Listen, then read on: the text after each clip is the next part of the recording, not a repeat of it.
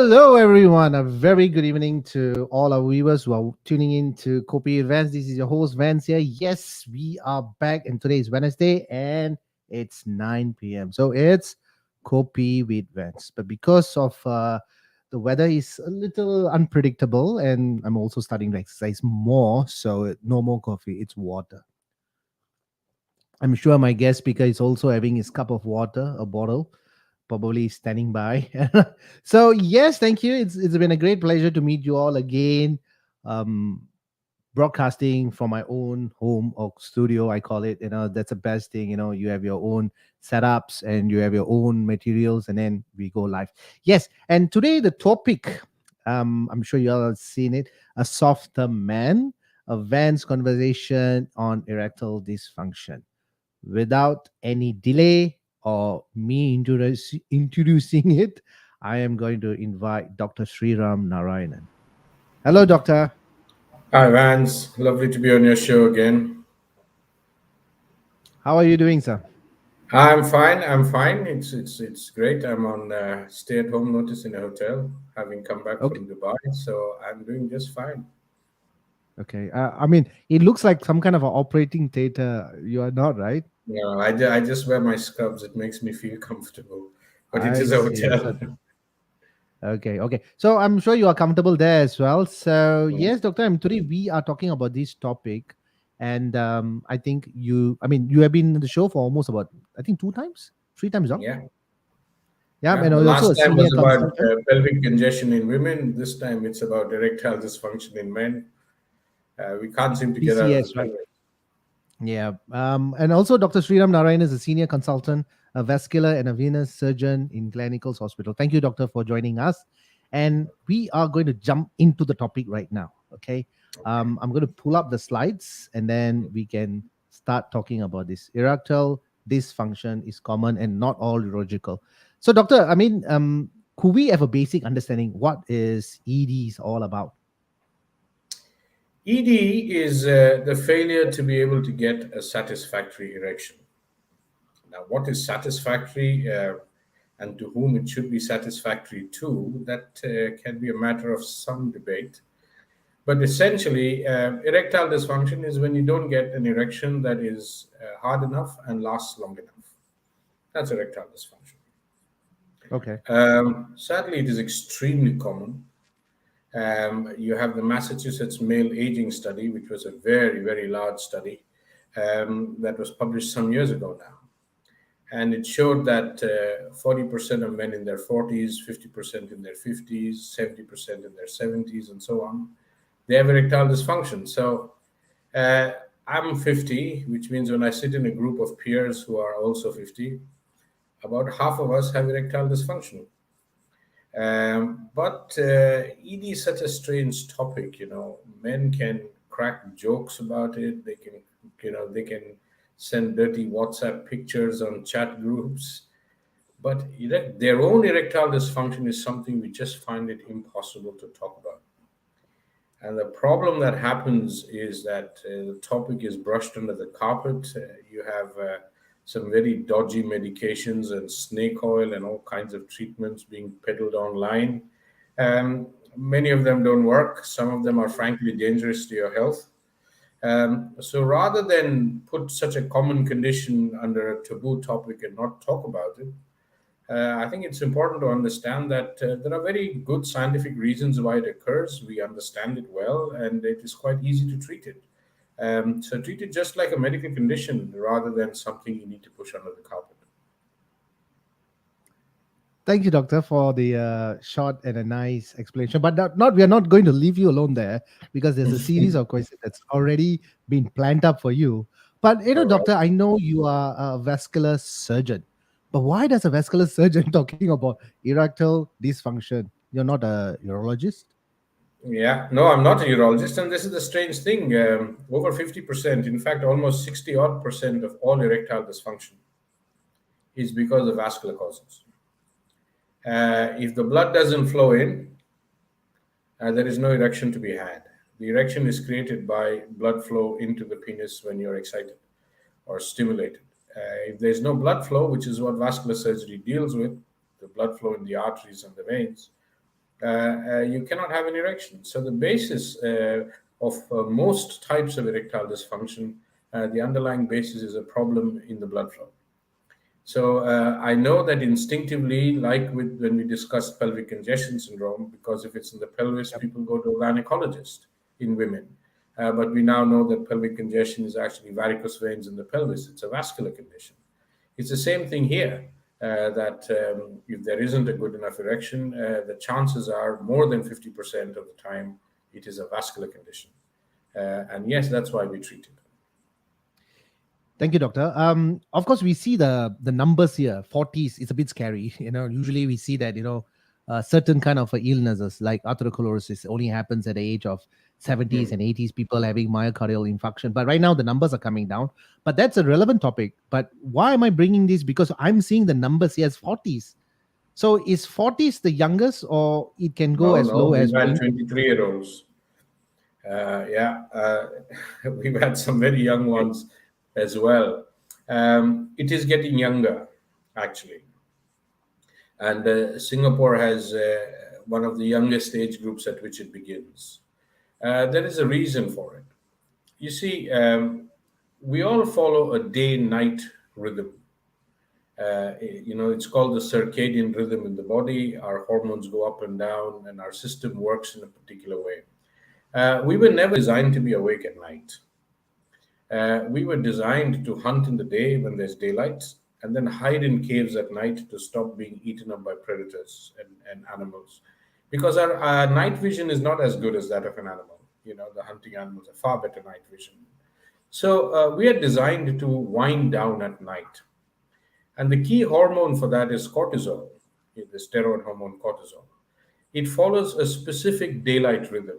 In the daytime, the level of cortisol goes up, and in the nighttime, it normally comes down. But now we've done something else. Firstly, we've created electricity, so we stay up in the night. Then, after doing that, we start staying up later and later in the night. So, cortisol doesn't wind down, and cortisol levels stay high. If that's not bad enough during this COVID time, we are all on Zoom calls. And then we are now a sort of cross-continent world economy. So in the previous days, when it was night in Singapore, you slept in Singapore. Now it's night in Singapore, you stay awake because Wall Street is open in the US. And you're doing Zoom calls with your American colleagues and stuff. So that whole daylight rhythm has been knocked off with high cortisol levels persisting into the night. In fact, in intensive care units, in good units, we actually start turning the light down to blue light. And the reason for that is to reestablish the cortisol rhythm. Because even though these patients are unconscious in intensive care units, if the light is there, their cortisol levels will be high, and that affects their wound healing and recovery and everything in intensive care. Now, why cortisol and erectile dysfunction? Cortisol is our stress hormone. I think it's very easy for people to understand that if you're stressed, you can't have an erection and you're not very good at doing it. You know that. That's really because your cortisol is very high. And cortisol makes your veins floppy. Veins take the blood back to the heart. So when you're trying to have an erection and you're high on cortisol, which is essentially you're stressed, the blood that goes in doesn't stay in the penis, it pops out because the veins have become bigger and floppier. So it's in and out, and you're unable to keep the blood in the penis, so you get erectile dysfunction. So this we are seeing in younger and younger people.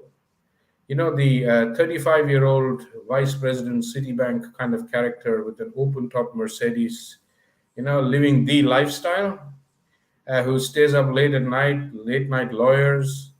It doesn't happen to the construction worker. He gets up in the morning, does his job, goes back at night, really tired, finds a wife or whoever he finds, and he's doing just fine. It is these slick pinstripe stooped banker lawyer types who are staying up till 2 and 3 in the morning doing work. They're the ones getting erectile dysfunction at a younger age group. So yeah, it is getting younger and younger. Okay, doctor. I mean, of course, we see the stats coming lower and lower because of stress, environment, global economy, and so and so forth. But doc, when talking about this issue about manhood, right, erectile dysfunction. I mean, I'm sorry, I'm trying control to be very serious here, but seems like people are not just open to talk about it, even to their doctor. Some actually having this shyness, some kind of like a shield in front of them. They don't want to approach about it or talk about it. Maybe perhaps is it because when they mention about it, IFED, then will they be judged? Is it because of the judgment they feel this kind of pressure, and they're just probably they're suffering as well? Could be It's psychological effect as well. it's actually very old, ingrained genetic psychology. It comes from your position in a pack, in a herd. The role of the male in a herd has been, the alpha male, so to speak. That role of the male is to protect the herd or be part of protecting the herd and essentially to have as many babies as he can. That's basically what the alpha lion or the alpha male in a wolf pack does. And so the ability to perform, so to speak, is key, and it's inbuilt in us. So in our psychology, even if nobody knows about it, and we have a lot of patients who come in, it's not that everybody outside knows that they're having erectile dysfunction, but within they know they're having erectile dysfunction, and that has a huge psychological effect on how they work, their meetings, their own sense of self-worth. And it's funny, men, four guys can sit together and go out for a drink and get really drunk and talk all sorts of stuff, but they never talk about their own erectile dysfunction. It's very rare. It's not a topic that they speak easily about, and that's because it's so much ingrained in our own sense of self-worth that not being able to get erect is a feeling of being some sort of a lesser person than they want to be. Okay, doctor. I know we are looking at this slide. I mean, probably our viewers also can view it. I mean, I definitely know who this guy is. Well, what I didn't No, notice is no, that we don't know who this guy is. We have covered the name in order to maintain the anonymity. yep, yep, So you're not supposed to know who he is. yeah. And And you're then not we even saw the supposed to notice the size of his small brain. yeah. I noticed that. And then it links to a girl on top, and probably she's a model. Oh, that is Stormy Daniels, the lady he was Okay. accused of, and there's a court case and all that. Okay, so probably everybody know who is this gentleman is. We do see two arrows there: the supraspinal control integration, spinal reflexes, autonomic nervous system, and erection. So there's actually a line of processes that one should have in order to have that erection. But what happens if one of these malfunction or dysfunction? Will there be also be an ED, or is it Oh yes, psychological? oh Because yes. we psychological as well. So when you're younger, you don't realize it. It's such an involuntary response. You see someone, or you see a picture, or somebody touches you, or whatever. And when you're younger, the erection is almost involuntary. It just happens. In fact, you're so concerned about it, you're hoping nobody can see it happening. It's a bit like that. So it really all begins with a stimulus, and it begins with your recognition of a stimulus right up in your limbic system, in the cortex of your brain. And if the stimulus is wrong, what excites one person may not excite another person. If the stimulus is not right, then the process doesn't begin. So the erection is not just happening down there. The erection is a process that starts at the head. And from there, the limbic system fires signals that it has recognized a suitable stimulus, so to speak. And then the nerves are called autonomic nerves, which means they fire automatically and they go down the spinal cord. And I don't know if you have the next slide because that will show the system much better. Okay. Um, You want me to show you now? yes, please. Sure. So yeah, so that signal comes down the spinal cord, and the nerves that come down the spinal cord, they are attached onto the arteries in the penis.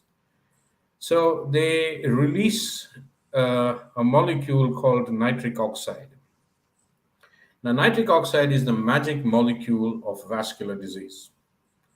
Everything in vascular disease is related to nitric oxide. In fact, Viagra and all that you have heard of work through nitric oxide. And the Nobel Prize for discovering the nitric oxide pathway was given in 1992 for this discovery. And so the nitric oxide then is released on top of these little arteries that are in the penis. The arteries then get bigger in size in response to nitric oxide. And as these arteries start getting bigger, they stretch. And when they stretch, the artery wall itself secretes even more nitric oxide. So it's like a flood of nitric oxide happens. And then the arteries get even bigger. So when the arteries get really big, the blood rushes in into the penis. And that spongy tissue in the penis, which is called the corpora, it expands. Now, then there's a lovely, funny design. There has to be a god upstairs to have designed this. I can't see humans designing it. So imagine it like two sponges, right? Two sponges that can expand and contract and get smaller. And those two sponges are inside this tough plastic sort of bag. So these sponges expand into this tough plastic bag and everything gets hard. But in between this plastic bag and the sponges are the veins which take blood out of the penis. So you've got blood going in. As the sponges expand, they crush these veins. So now no blood goes out. So blood has gone in, blood is not going out, and the erection happens against this tough envelope. And then you do what you have to do. And then the stimulus falls. The nitric oxide levels fall. The arteries get smaller. The sponge begins to collapse, and the erection comes down. When you're younger, you can replace this nitric oxide very rapidly within your cells. As you grow older, your ability to replace nitric oxide gets slower. So you're probably aware that when you're in your 20s or something, you can do it 3 times, 4 times, you're fine. It takes a little longer to recover when you're 35. It takes even longer to recover when you're 45. When you're past 50, then you're hoping you can start. So because you're not now making enough nitric oxide. And what do you need to make nitric oxide then? One key hormone is testosterone. If you don't have enough functioning testosterone levels acting on the cells, they cannot make nitric oxide. And that is how Cialis and Viagra work. And all these drugs, Spedra and Levitra. What they essentially do is they don't make you more nitric oxide. You have to make your own nitric oxide. But whatever nitric oxide you make, these medicines prolong its action. They allow it to hang around for longer. But you have to first make nitric oxide. So from this mechanism, you can understand that it can go wrong at various levels. First, it can go wrong in the brain because your stimulus is not right. You may suddenly realize that you're gay. And therefore, you don't get excited by women. You may find that you have some psychological memory that you're scared of, and things like that.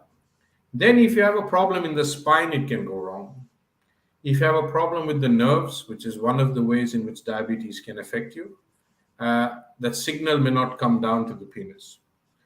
Then if the arteries that supply blood to the penis are blocked with cholesterol, etc., with atherosclerosis, the blood can't rush it. So when the blood can't go in, you can't get an erection.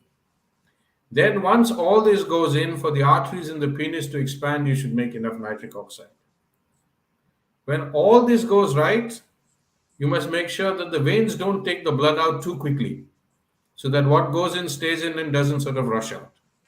So this whole pathway from the brain to the veins leading out has to work fine for the erection to happen. And these drugs, Cialis and Viagra, etc., act at only one level. If the brain isn't working right, if the spinal cord isn't working right, if the blood flow out with the veins is too quick, if your testosterone levels are low and you're not making nitric oxide, or you have drugs that block the action of testosterone or block the production of nitric oxide, or stop your arteries from dilating if you're on medication like that, then whatever Viagra you take is wasted. It is not going to work. It's only going to give you side effects, because Viagra dilates arteries, and these drugs dilate arteries not just in the penis, in the brain as well. In the head, you get a headache, you get stomach upset, you get gastritis, you get blurred vision. All this can happen if you take too much of it. So it is important, therefore, to actually map this whole pathway when you are treating someone with ED to know exactly which point it has gone wrong and treat that point if you can. Doctor, before I pull up the next question, I mean, we do know that, is it true that, certain of these, we call it the sex drugs or the Vigras and so forth, Mhm. do elevate your heart rate at to a certain point. And if someone who's in a high risk of cardiovascular, uh, health, will that causes a MI, myocardial infarction? Will Oh, there be yes, a it higher certainly chance? can. It can. It can. That is true. Actually, it's not exactly the heart rate that goes up, it's the blood pressure that falls. Mm. So when the arteries get bigger in size, you have the same amount of blood in a bigger space. So there's less pressure against the wall of the artery, so there's less blood pressure. Now you need a certain amount of blood pressure to make sure that the arteries that supply blood to the heart, the coronary arteries, are able to supply blood to the heart muscle. And when you have blockages in the heart arteries, it is unable to supply. So it needs a higher pressure to get the blood through. Now, if you take these medications and you don't know that you have heart disease, or if you're already on medication that drops blood pressure, especially nitrates, you have the sprays that you have for chest pain, the Yeah. GTN spray and all that, they interact dramatically with Viagra. So someone on GTN, if he takes Viagra, can drop his blood pressure so much that there would be no blood flow into the heart, to the arteries of the heart. And yes, you can actually have a heart attack doing that. So it is important that because the two diseases are connected, remember, if there's atherosclerosis in the heart and there's atherosclerosis in the blood vessels as well, it is one disease that is across blood vessels, arteries in the body. So if you've got a problem with the erection, there's a fairly decent chance that you've got a problem with the heart arteries as well. So you should be careful and you should have some basic testing and not quietly pop these pills having bought them online or hidden them in your luggage and brought them across from KL or whatever. You could be asking for trouble. Doctor, instead of solving one issue, it may lead to another issue. So, I mean, for men who are watching there, I know this can be a very sensitive topic. I mean, just to talk about it, like, Dr. Sriram is just talking very fluently because he is an expert. Even for myself, certain things when I want to say, also, I got to say it in a very softer way. That's why I say the softer man. But, Doctor, I mean, at this juncture, can you please tell about the book that you are writing? I know, are you still keeping it as a suspense at this point of No, time? no, Or, no. The okay. softer man title of this show today, which I suggested to you, is actually the title of the book. But it is about understanding the psychology behind, because one is the medical part of it. But while we treat people medically for whatever procedures or whatever medication they need for ED, during those interactions, you have to be very sensitive. They're already very stressed about what they have and upset about it. But it takes some time to speak to them, to listen to their stories, and you realize there's so much psychology behind ED, how it is affecting their lives. When their partner, or wife or partner says it's okay, I don't mind, it's okay, because he's getting ED. That one realizes can be one of the worst things that can be said to them, because it is not okay. He doesn't feel okay. It makes him feel even smaller. Or when they're not getting an erection, he's a perfectly decent guy. The first response from the partner will be, is there somebody else? Is he seeing some other girl? He doesn't like me anymore. Have I grown older? Mm. It's not. It's not his fault. It's just simple body changes that are taking place, just like women get menopause. Men also get andropause. They're getting older. But immediately their character is being questioned. On the other hand, when a 45, 50-year-old man he's growing older, his erection is not as good as it used to be, and he wants it to be a bit better, immediately he's being judged that he must be a dirty old man. Yeah, yeah, I mean, He's yes, got naughty we things on his mind, right? When the younger person gets it in their 20s or late 20s or 30s that we see, immediately, instead of looking at it as a straightforward medical problem, there is so much pity on him. The young person doesn't need your pity. The old person doesn't need to be judged to be dirty old man. When they sit in our clinic, they look in the ground, because as soon as they've come for erectile dysfunction testing to the clinic, you can already see that even if they're not being judged, they think they're being judged by the others. So there's a lot of psychology involved, and during this I've heard so many different stories about these from these people about what goes on in their mind. So that's what the book is about. The book is about medically explaining to them that they don't have to get psychologically upset, and it uses their own stories. Of course, names have been changed, etc., completely, but it uses their stories to say that you don't have to go through this mental agony. It is just a simple medical problem, and most of the time, it is fairly easy to sort. You don't have to go, at 2 in the morning online. It's like this: you give somebody a prescription for something simple, diabetic medication or blood pressure medication or antibiotics. He will go to the nearest pharmacy and try and get the medication. You give him a medication for Viagra, a prescription for Viagra, he will travel to a pharmacy as far away from his home as possible so that nobody knows he's taking it. That is the kind of psychology that goes on. It's just medication for what he's got. It's a medical problem. So the book is about that psychology, and what do men undergo when they have what. And I've been privileged that they have shared their stories with me. So I would just like to use those stories to encourage people, um, that you don't have to come to us. It might be anywhere in the world. Just make sure you seek proper medical help, because all these weird and wonderful drugs and solutions that are sold under the counter, some of them are dangerous. They could cause serious damage to your health, and you could have medical conditions that mean that you shouldn't be taking these medications. You should get that treated first, and you'll just get into trouble. We don't want that. If there are 300 million men in the world at least who have erectile dysfunction, it's a very common condition. You would have thought that something that is so common, we would be able to have a much more informed and open discussion about it. Instead of that, it is totally hidden under the carpet, and they don't talk about it, and it just leads to trouble. Thank you, doctor. The next question is already popped below. Which all erection issues are the same. Oh no, they're How not. one should identify? Obviously they're not the same. As you can see, you can have a stimulus issue, and sometimes the stimulus needs to change. For example, it is you might not need much of a stimulus when you're 20, but when you're 40, you might need a little more spice in your life. And both partners have to work together on this. So it might be a bit of that. It is, of course, the nerves are involved. Your testosterone levels normally fall with age. Your ability to replenish nitric oxide normally falls with age. You could be arterial disease. You could have suddenly taken on a job with Microsoft in the US or whatever, and sorry, wrong term to use. Microsoft was really the wrong term to use. I'll think of Yeah, another company. yeah, Google, okay.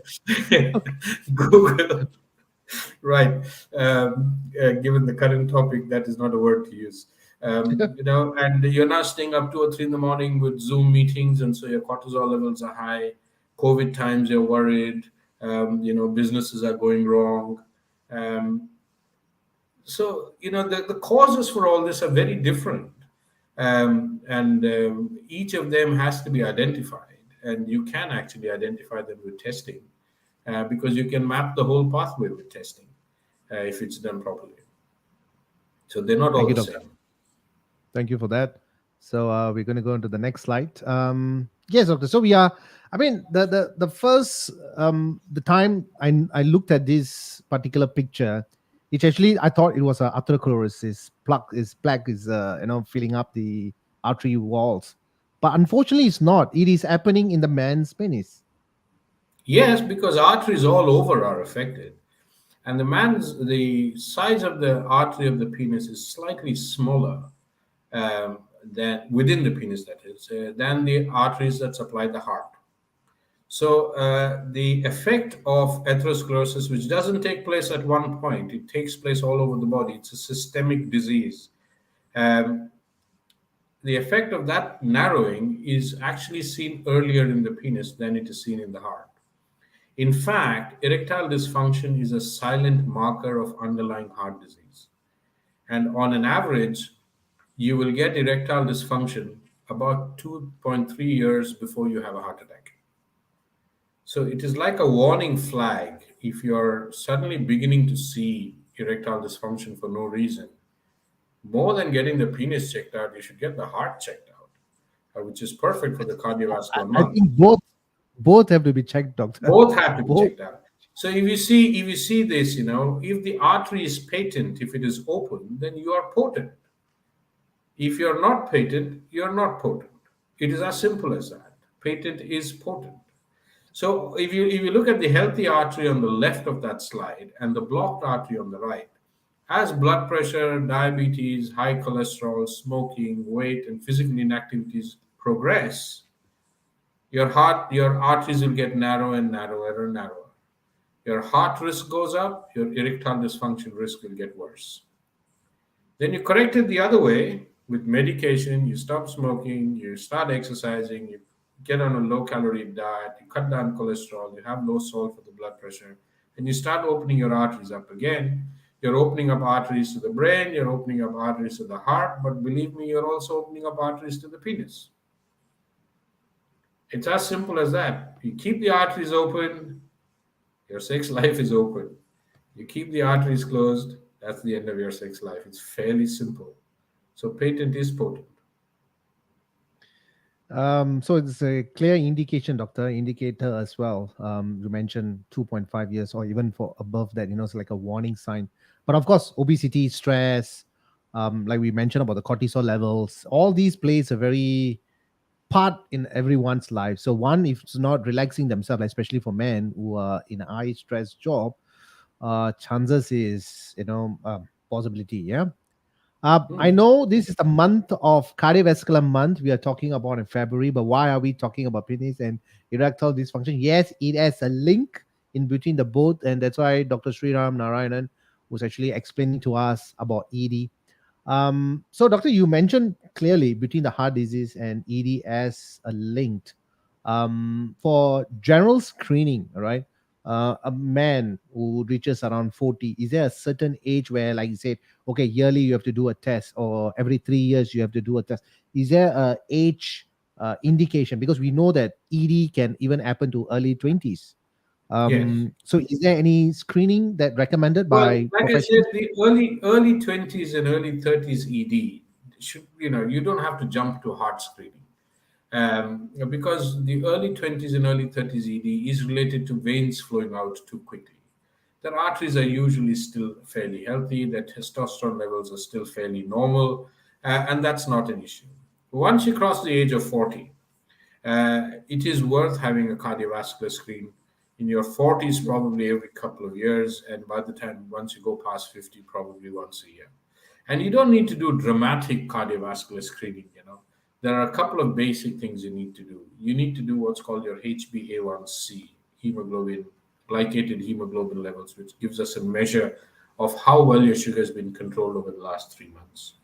You need to do a simple exercise ECG. And if that's okay, so you go on a treadmill and we do your ECG. And if that's okay, chances are that you don't have much heart disease.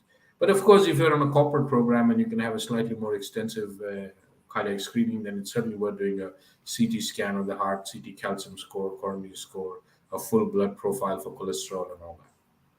But that much you should do as a screen. Um, uh, you know, uh, but it is not necessary for a 25-year-old to have a full cardiac screen if they get ED. In fact, if a 25-year-old gets ED, then we are looking for some things very specific. Either it's a vein problem or a hormone problem that has not been recognized. But doctor, just to give a break here, when you mention about early 20s, because we do know that 30s and 40s, high risk environment, work, or factors and situations. But for a young guy like a 20s, we have an ED. Is it possibly genetics that we are talking about, or is it Not something that that? much. Genetic ED is not really there. Um, in fact, one of the things is stress. Staying up very late till 2 or 3 o'clock in the morning. You do upset your sleep cycle and cortisol. The highest rates of ED in Asia are actually in Japan, especially in Tokyo, because the Japanese work 30 hours a day. They've got a strange. And you might be very surprised to know that the other part of the world where ED is very high is Scandinavia, Norway, Sweden, because they have 6 months of daylight and 6 months of night. And so their cortisol cycle is routinely upset, and they have very high levels of erectile dysfunction. So that 6'4" blonde, tall Scandinavian guy who you all think is hot actually can't do much. In fact, probably the highest potencies comes from Bangladesh or something, and from tropical countries where the daylight cycle is very well followed. So Singapore should do better, but because of its Better, stress yeah. level, it's also very high. So the other thing we are finding is hair loss treatment, especially one particular drug called propecia. Now, as you know, there is a male pattern to balding, and that is induced. It's called the androgenic pattern because androgens are male hormones, and we use medication to block it. And one the medications that are used to block this hair loss are essentially testosterone blockers. They block the action of testosterone. So while they might help you grow a bit of hair, they also cause ED. And we had a sort of run sometime a year and a half ago when university students at NUS and NTU were using a bit of this. They must have heard it from people, and they were using a bit of it. And then I had a run of young guys, university kids who were developing ED. Now, when 24, 25, you suddenly get ED. And then the first thing you find out is they've lost a bit of hair and they've started using this stuff and they're getting ED. The problem with propecia is that it takes 3 to 6 months after you stop the medication to actually erectile function to come back, but the psychological effect can be devastating. Yeah, so younger patients are a bit different. All right, doctor. Here we are right now on the fifth slide. We see a lot of medications over here, and one that catches my eye particularly is the metformin. Mhm. Diabetes can also cause ED. So it's the side effects that the medications can cause. Well, this is Would the that thing. Metformin is a very commonly used drug for diabetes. And here the confusion starts. Metformin itself can cause erectile dysfunction in about a third of people, one third of people. Doesn't mean in two-thirds metformin is the cause of erectile dysfunction, but in one third it is. But diabetes by itself, because of its effect on the arteries and on the nerves, also causes erectile dysfunction. So when a diabetic who's on metformin comes to you, how do you make a judgment? Is it because of the metformin or is it because of the diabetes? Because metformin is a drug that is important to keep his diabetes under control, but there are alternative drugs.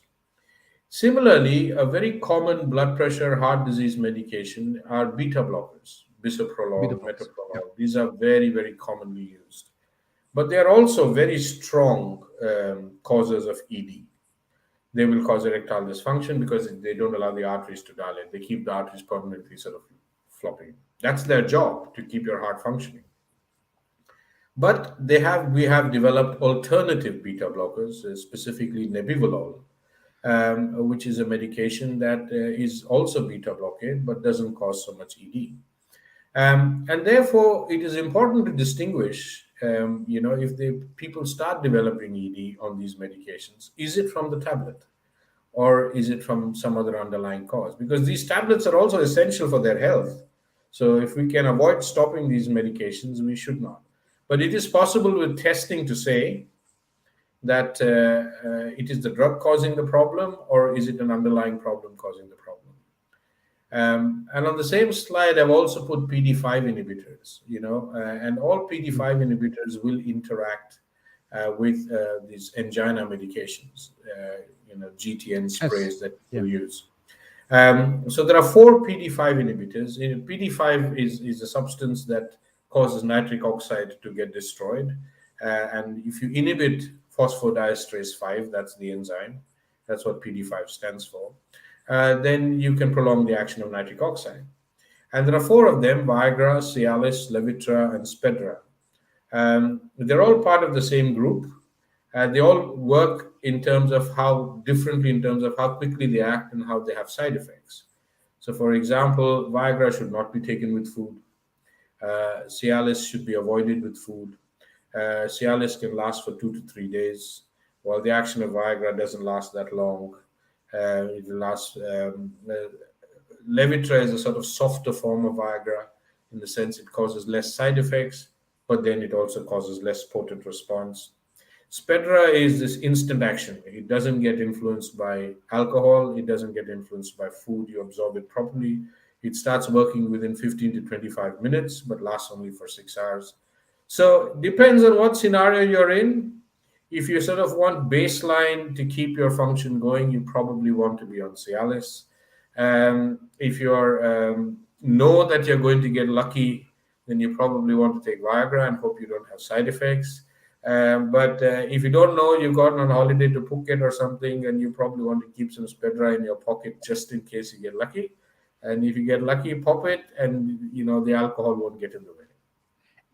Doctor, when you mention about all these medications, I mean, of course, for sex related or even for ED, there seems to be like a female name like Spectra, a Viagra, and then the one more you mentioned about Sia. Cialis and Levitra. I've put all four Yes. up on that slide, one after the Yeah, other. it sounds like all No like a box in the woman's middle. name.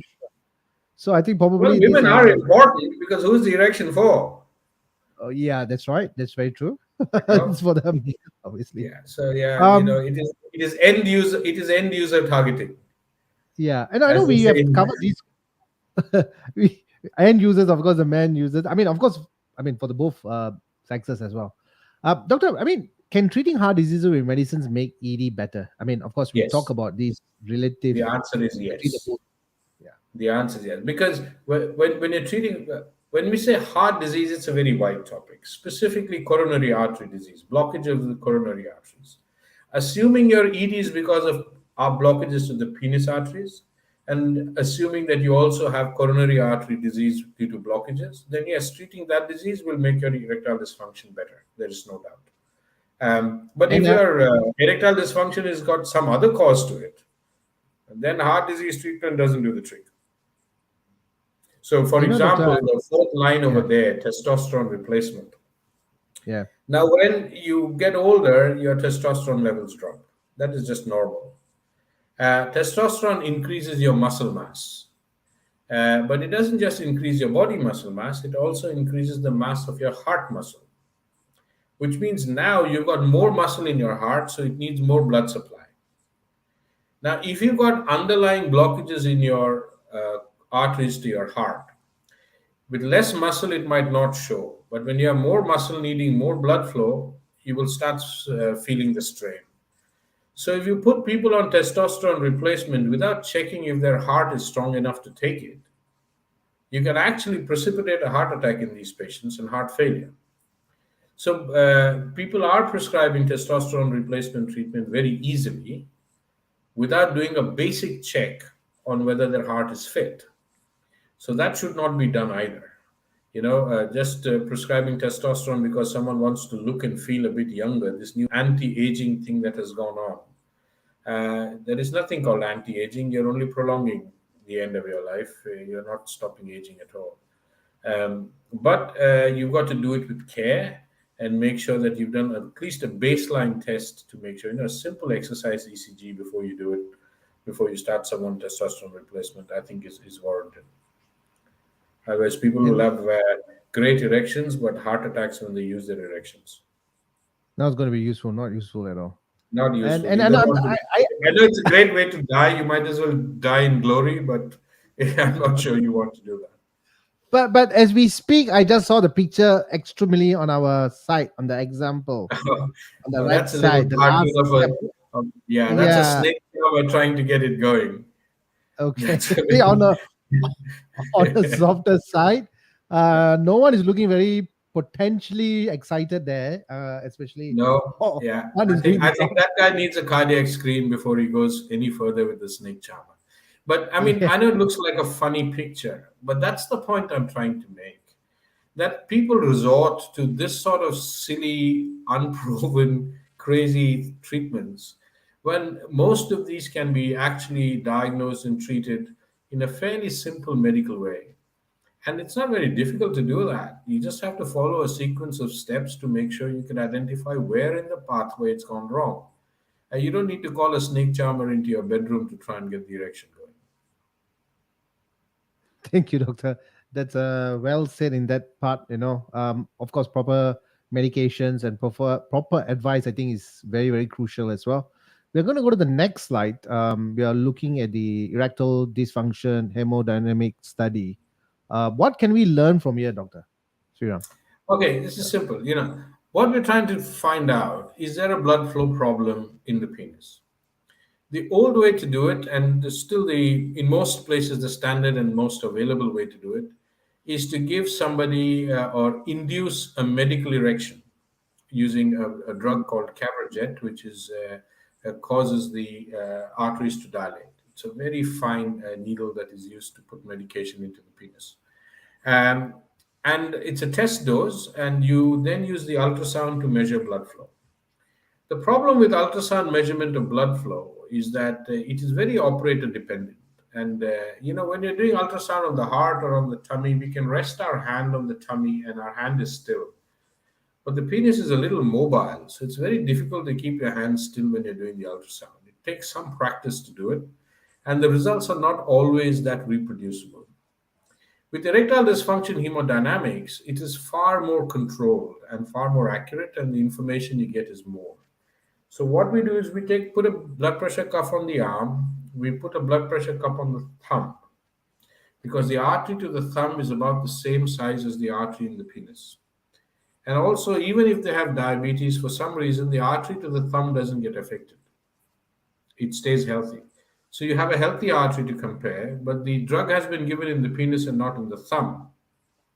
So the penis should respond and its artery should get bigger than the artery of the thumb, right? And there should be more blood flow. So we compare the blood pressure and the speed of blood flow in your arm, in your thumb, and we compare that to how is your artery responding. And then we can measure how quickly the blood is flowing out. We can also measure waveforms and how much the artery increases in size. So that can give us ideas on, if you get a completely normal test, but the person tells you that he's got erectile dysfunction, but all the blood flow and everything there is normal, then it is psychological. If they respond but don't respond in a particular way, you can tell that they are low on nitric oxide, and we can actually replace nitric oxide with something called arginine. You get arginine, which is an amino acid protein that you can eat, and you can replace your arginine levels. But these are the people who will do well with Viagra, and it is really common. We can tell if the artery is blocked. We can tell if the artery is blocked higher up, leading into the pelvis, or is it blocked in the penis itself. We can tell if the blood flow is flowing out too quickly. So you can really map the whole pathway from the top to the bottom and out using hemodynamic testing. And then we can pinpoint whether Viagra will work. Do you need to have a further test to see where the arteries are blocked? If the arteries are blocked, we will test your heart as well. Is the blood flowing out too quickly, in which case we can slow the blood down in the veins with the procedure we developed. But sadly, at the moment, hemodynamic testing is only available at our center. Because I have a special research interest in hemodynamics for 15 years, so we have the system with us. But it doesn't have to be hemodynamics. Ultrasound Doppler testing will also give a fairly good result. But you need to be tested. You need to map the pathway. You can't just start popping pills without knowing what's going on. So that's hemodynamic testing. I was just thinking of a question, so I think I'm going to take this, right? So for a dude out there, the age probably from 30 to all the way to 50, all right, probably, all right, maybe say 55, right? 30 to 55. If he recognizes if his erection is not lasting, momentum is lesser, do you think he should come for an ED testing immediately? No. So we actually don't do testing straight away. We do something called the SHIM score. It's available online. The Sexual Health Inventory for Men, SHIM score. It is also called the IEEF5, International Erectile Index for Erectile Dysfunction. You can download it online and answer the questions. There are 5 questions. You get marks from 1 to 5 for each answer on how good you think your erection is, right? So obviously, if you score 5 out of 5 for each question, your score is 25. And the less you score, your least score will be 5 because you get 1 mark for the bottom score. So from 21 to 25 is essentially a normal erection. If you are scoring 25, then you can drill holes in a wall with it. On the other hand, if you're scoring less than 7, you've got severe erectile dysfunction. In general, we will first run the shin score. And if it is more than 17, we will try and find the cause and blood tests and all that. Is your testosterone level a little low? Are you exercising a little low? Do you need to lose a bit of weight? Because if you've got body fat, then you convert testosterone to estrogen in your body fat, and estrogen will blunt the action of testosterone in the penis. So we would ask you to lose weight, exercise a bit more, get your blood pumping a bit more. We won't test you straight away. Of course, if it is less than 17 out of 25, then you will probably need testing. But most people won't be less than 17 out of 25. It's a serious disease. Um, of course, if you're less than 7, then life is not worth living, but that's a different story. So All right. please, you don't have to see us. I find it surprising. It is the first baseline test for how, but not that many people do it. But you can do it for yourself. Just go online, download the Shin score, and run it for yourself secretly if you wish. If you're 21 to 25, you're doing fine, man. I don't think you need to worry. If you're less than 7, please see us tomorrow. But if you're between 7 and 17, make an appointment. We will see you sometime. All right, doctor. We're going to move on to the next slides. Thank you. Yes, so we there's the Venus news. Probably I think you're the best person to tell us, doc. Yeah, the Venous News is actually a global newspaper published out of the for vein disease that is published out of London by Biba Publishing. It is an academic sort of newsletter that goes out, and we had presented in London about 3 years ago, 4 years ago now. Like I said, in younger people, their blood flows out too quickly. In the old days, it was a fairly dramatic operation where we used to try and tie down most of the veins. It was an open operation. It lasted about 4 hours. You were in hospital for 4 to 5 days, as it was, to tie off all the blood vessels. Results were almost a 50% plus failure at 6 months because it's hard to find all the veins there surgically. These patients really don't want anybody to know about it. They want it to be very quiet. But if you're 4 or 5 days in hospital, the whole family is going to come and visit and ask what's going on. Right. So then over time, we developed these little minor keyhole procedures for various other things in vascular surgery. And we can put glue. We use glue for vein surgery all the time for varicose veins. So we used a bit of glue as a test. There were others who'd done it before and tried it, but didn't use the route we used. We went directly into the vein in the penis. And all we do is slow down. We put some glue there and slow down the speed at which the blood drains out of the penis. And these are young guys, so their arteries are healthy, their testosterone is good. You just give them a little more time to fill the blood into their penis. And then once the veins will get squashed, the erection will be normal. So we've done over 50 cases now. When we first presented, we've done 7 cases, but now we've done over 50. And the results hold well beyond 2 years. So it seems to be doing fine. There have been 1 or 2 failures in 50, I admit. But overall, their erections are far better. So it's So a you are very making simple. couples happy, doc. You are making the couples happy. You are Well, making I've had happy. all sorts of comments come after this procedure, which I can't share on air from happy people. But it's a much simpler operation. It takes about 40 minutes to do. If people are queasy, we'll do under a short general anesthetic, but they can have it under a local anesthetic with sedation. There's not a big cut or anything, so and they're in and out of the hospital in 2 to 3 hours. So they can pretend they've gone for an afternoon business meeting and they will go out with an erection that works. I usually tell them not to do anything for 4 to 5 days or a week after the procedure, but most of them don't listen. Because no, because the first thing is, when the erection and the system is not working fine, the early morning erection you get when you wake up, that happens because the bladder is full and that is compressing the veins draining out of the penis. And so you naturally get an erection. But if your veins are flowing very quickly, then that early morning erection is the first thing that goes.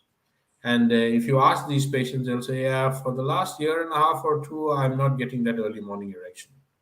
Um, but what happens after this procedure is that you don't need to do any psychology. They wake up the next morning and they have an erection, and they suddenly realize, "Wow, I'm back." And so no psychological therapy is necessary. They usually return very quickly.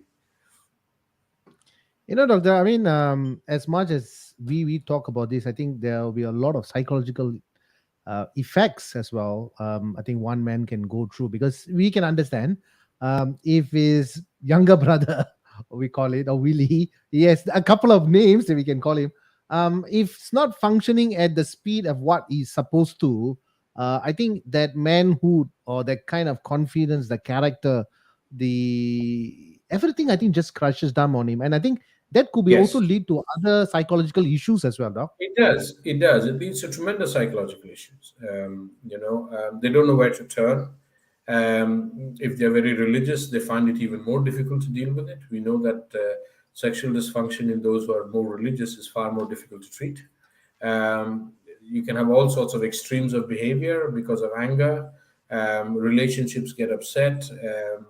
Their partner either suspects them of having an affair, which they're not having, poor fellas, or on the other hand, the partner is very sympathetic. She thinks and says it's okay. No, it's not okay. So many such things go on, and there's a lot of strain involved. We've had conservative Muslim families, not from this country, from elsewhere, and then the wealthy families, the worry starts. I had a patient, for example, who's about 44, and he came in very wealthy, very, very wealthy, worth a few millions, who came in with this. And when I gave him the sexual health inventory for before testing him, he gave it back to me and said, "Doc, I'm just not interested. I don't want to do it." I said, "You're only 40, man. How come you're not interested in it all?" He said, "I was fine 2 years ago, but now I'm not." Now, that's a very important sign. Loss of libido, loss of desire. That must immediately prompt that their hormone levels are abnormal. And the key hormone we're looking for is prolactin, which is secreted in the pituitary gland in the brain. Prolactin is secreted by women when they're breastfeeding. It is for milk production. And men should have very, very low levels of prolactin in their blood. But if there is a tumor in the brain producing prolactin, then the levels go up. And the first thing prolactin does is it shuts down the action of testosterone. And you get a loss of libido, dramatic loss of libido. So when he told me this, I didn't even do the ED testing for him. I sent a full hormone profile, and sure enough, his prolactin was 4 times normal. And then we did an MRI of his brain, and we found a small tumor in his brain. It's a benign tumor. It's not going to kill him, but it can, if it grows bigger, cause some vision disturbances. He had it treated at NNI, and it's not a very difficult operation either. Fairly simple neurosurgical procedure, and he's back. But you see, what was happening was there's a lot of wealth involved. He's a very decent person, but because it was a Bangladeshi Muslim family, wife is worried that does he have a younger woman he wants? Is he going to get married again? There are, and all sorts of strains involved. I can only imagine what he must have gone through for 2 years, mentally, and the questions that were asked between him and his wife, which is sad. So the psychology does go quite haywire, and it's important to approach it very scientifically and do a full hormone profile, not just a testosterone level. If required, do the ED testing, go step by step. Hormones, take a history, do the hormones, do a SHIM score, test if you must, find out what medications they're on, what other disease it's on. Can we alter the medication if it is drug induced erectile dysfunction? And then think of doing an intervention. So if you go step by step, you can pretty much sort most people out. Right. At this point, we'd like to say thanks to Billy Silver. Thank you, Billy, for sending us that message here. It's a very good topic on men's health. We also have Mr. Harish. Thank you, Mr. Harish. Never knew so much before. Very informative and interesting. Yes, Mr. Harish. What is the website to check for the test? Probably I will later type it down in the comment Just section. just call the center and see if you need a test. Run your own SHIM score, guys. Yeah. You go online and you look at all sorts of rubbish online. For once, go online and get onto the SHIM score. Sexual health inventory for men. When nobody is looking, mark yourself. If you're over 21, congratulations, go and get yourself a drink. If you're between 17 and 21, then try and do a bit more exercise, lose some weight, and see if it gets better. If you're less than 17, give us a call. It's as simple as that. Do yourselves a favor. If you don't want to talk about it, just go online quietly and do your own score. Thank you, doctor. I mean, for spending with us almost 1 hour 5 minutes on this topic of erectile dysfunction, and I think this topic can go even more for another couple of more hours, but I think we have to cut short it. I Even think if that the is the erection content. won't last that long. Yeah, yes, probably that erection won't last I have long no for more than. medication to make it last for 3 hours. I can tell you this. But doctor, I got to remind you because today you are doing SHN, so probably you're alone. I have no choice either. Yes. Okay. So that's on a softer side. But on a serious note, I think whoever man is going through this, I want to say challenge. I think whatever condition that you're going through, it could be very stressful. It can lead to depression. It can lead to a very emotional state. You may be doubting yourself. I mean, why am I saying that is based on the causes that I learned about in psychology. But doctor, I think before we end the show, what will your advice be for men who are suffering in silence? I know you have already talked about the test. You already know, we know where you are at. The folks can actually contact you over here. But if there's something that is blocking them from getting help or speaking to that doctor, or speaking to the very good friend about their issue, rather than keeping it and getting their to a very inferior level, that what will your advice be, doc? My advice will be two things. If you think you have ED, run your shin score. That's number one, to know if you actually do have some degree of erectile dysfunction. And second, if you think or you find you have erectile dysfunction, please don't hide it under the carpet. It's just a normal medical condition. I understand you feel conscious about it, speak to a doctor about it. You don't have to speak to friends about it or whatever, go medical about it. And just be a little careful. Don't just pop pills, don't order things online. You don't know what the impurities are, you don't know if the drugs are right, because some of them do have serious side effects. Some of the over the counter medication that's available in Thailand and in Phuket, Bangkok, and in Indonesia and stuff. All sorts of stuff is available. We've had scenarios with people who've had perforated stomach ulcers from them. We've had situations where they have had pancreatic failure from them. Please, just be careful. It's a medical problem. It's not something you need to wipe under the carpet. Just be brave about it. If you don't want to talk to others, talk to a doctor, and go one step at a time. Get to the bottom of it. Chances are you will need nothing doing. You're going to be just fine. We'll talk you through it, and you'll be fine.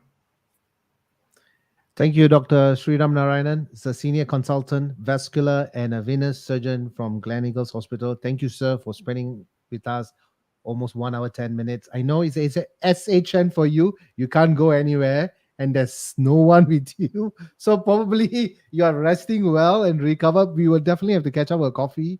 It's Oh on no, we'll due. have to catch up next week for my training. Oh yes, yes, we have to catch up for training as well. Thank you, doctor. Thank you so much. We will You're definitely welcome. will stay connected, and have a pleasant stay. See you soon, sir. Thank you very much. Bye bye. All right, that's another topic on erectile dysfunction, and that was Dr. Sriram Narayanan, who have dedicated his time and his expertise on the topic of erectile dysfunction and explained to us very clearly. And if you are watching this, and if you do have this issue, which is getting up. I mean, of course, on a softer side. On a serious note, if you do notice that if you do have erectile dysfunction, I think then probably the chances is sought help. And Dr. Narayanan is actually from the Harley Street Heart and Vascular Center. The number is over there if you do want to make an appointment. And as usual, we have very every Wednesday different topics coming in. So the month of February, we targeted on the topics of cardiovascular. We talked a lot about myocardial. We talked about cardiovascular fitness, strength, endurance, stamina. And these are the topics that we're going to talk about. And I'm also going to talk about a little bit more on physical activities.